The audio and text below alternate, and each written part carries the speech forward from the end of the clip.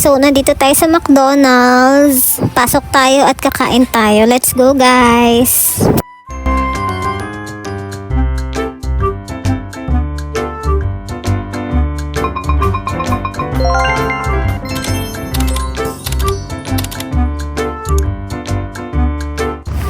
And I don't know kung anong last date or months na kumain ako sa McDonald's. So, ito, kain na lang tayo ulit.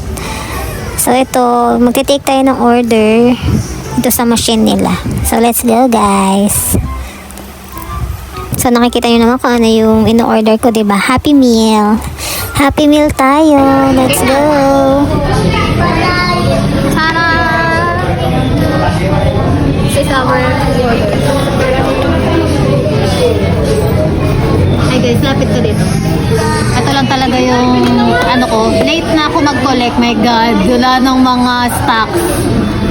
So, let's see. Tara! Rocks. Ngayon na tayo kumain. Open muna natin. Baba.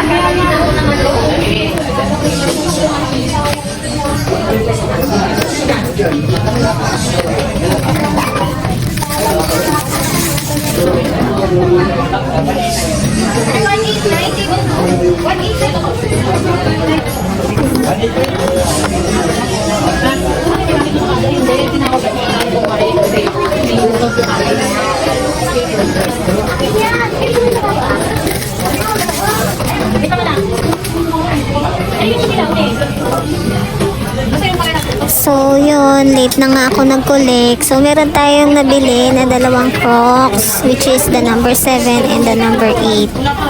So, mahihirapan ako maghanap nito ng 1 to 6, tapos 9 and 10. My gosh, good luck talaga sa akin. Yan, dalawa pa lang yung nasa akin. Tapos, ito yung in-order namin. O, diba? Ito pa lang, 7 and 8.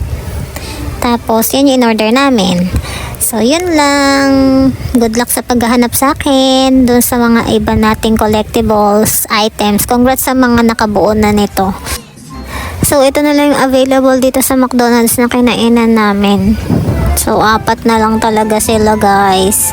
Saan pa ba meron? Yun lang. Babush!